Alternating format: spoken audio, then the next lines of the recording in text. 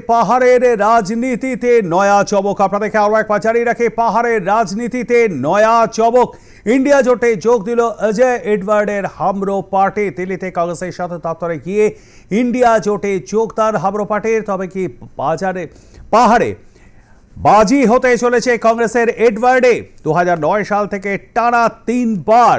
পাহাড় দখল করেছে ভারতীয় জনতা পার্টি আর ঠিক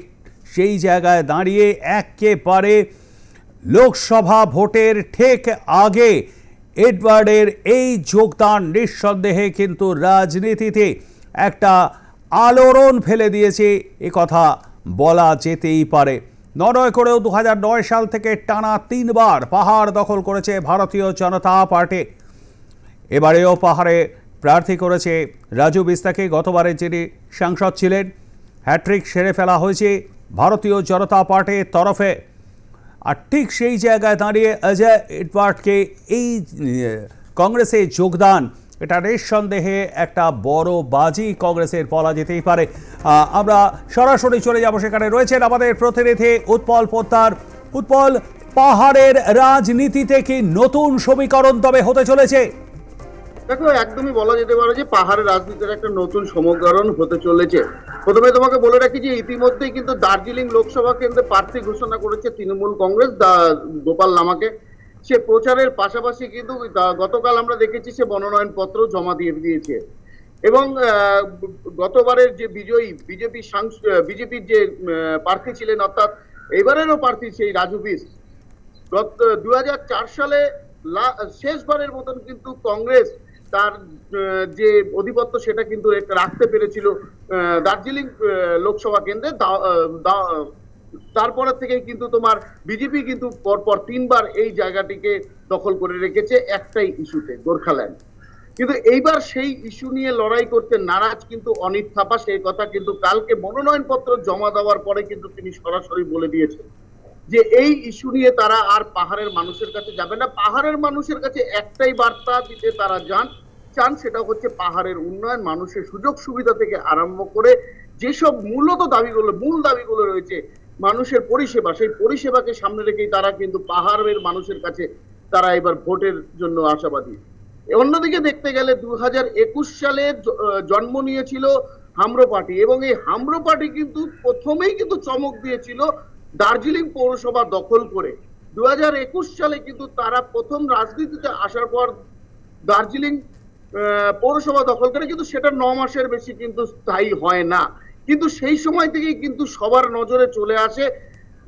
আম্রপতির যে প্রতিষ্ঠাতা অর্থাৎ যিনি একজন স্থানীয় ব্যবসায়ীও বলা যেতে পারে সেই অজয় এডওয়ার্ড এবং তিনি কিন্তু গতকাল যখন কংগ্রেসে যোগদান করেন এবং ইন্ডিয়া জোটের সাথে তিনি যে যোগাযোগ স্থাপন করেন তাতে কিন্তু পাহাড়ের মানুষের কাছে কিন্তু একটা নতুন দিশা দেখাবে বলে কিন্তু অনেকেই মনে করছে অন্যদিকে কিছুদিন আগেই কিন্তু আমরা দেখেছি যে বিনয় তামাং তিনি কিন্তু তৃণমূল কংগ্রেস ছেড়ে কংগ্রেসে যোগদান করেছিলেন এরপর বিজেপি যখন প্রার্থী ঘোষণা করে তার ঠিক পরের দিনই কিন্তু বিমল গুরুং অজয় এডওয়ার্ড এবং বিজেপির যে তোমার বিধায়ক অর্থাৎ বিষ্ণুপ্রসাদ শর্মা তারা 3 জন কিন্তু সিংমারিতে তোমার কিন্তু একটি বৈঠক করেন এবং বৈঠকের পরই গতকাল অজয় এডওয়ার্ড এই যোগদান অনেকটা তাৎপর্যপূর্ণ পাহাড়ের রাজনীতিতে বলে কিন্তু অনেকেই মনে করছেন এবং এর পাশাপাশি অজয় এডওয়ার্ডের এই যোগদানের পর পাহাড়ের রাজনীতিতে যে একটা নতুন সমীকরণ হতে চলেছে সেটা কিন্তু বলা যেতেই পারে কবিতা উৎপলে একটা বিষয় আমি জেনে নেবার চেষ্টা করব বিমল গুরুংয়ের একটা বড় সমর্থন কিন্তু রয়েছে পাহাড়বাসীর একটা বড় অংশই সমর্থন করে সঙ্গে অজয় এডওয়ার্ড তার সঙ্গে কংগ্রেসের নিজস্ব একটা ভোট ব্যাংক আছে এবং যদি যেখানে জোট হয়ে যায় এবং তাহলে সেক্ষেত্রে বামেদেরও একটা ভালো ভোট ব্যাংক আছে এই জায়গায় দাঁড়িয়ে কতটা শক্তপোক্ত চ্যালেঞ্জের মুখে পড়তে পারে ভারতীয় জনতা পার্টি এই কারণেই আমি বলছি যে গত 3 বার কিন্তু সেখান থেকে 2009 সাল থেকে টানা সেখানে পাহাড়ে পদ্মফুল ফুটিয়েছে তারা উৎপল দেখো প্রথমে তোমাকে বলে রাখি যে এই যে কথাটা বললে যে বিমল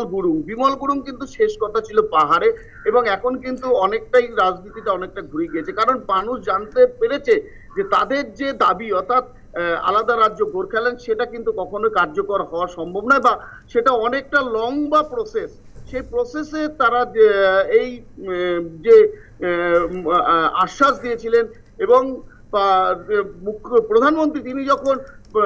প্রচারে এসেছিলেন গতবার, তিনি কিন্তু বলেছিলেন গোর্খা কা স্বপ্না হামারা স্বপ্ন। সুতরাং সেই স্বপ্ন যখন পূরণ হয়নি পাহাড়বাসী, সুতরাং সেই স্বপ্নকেই তারা কিন্তু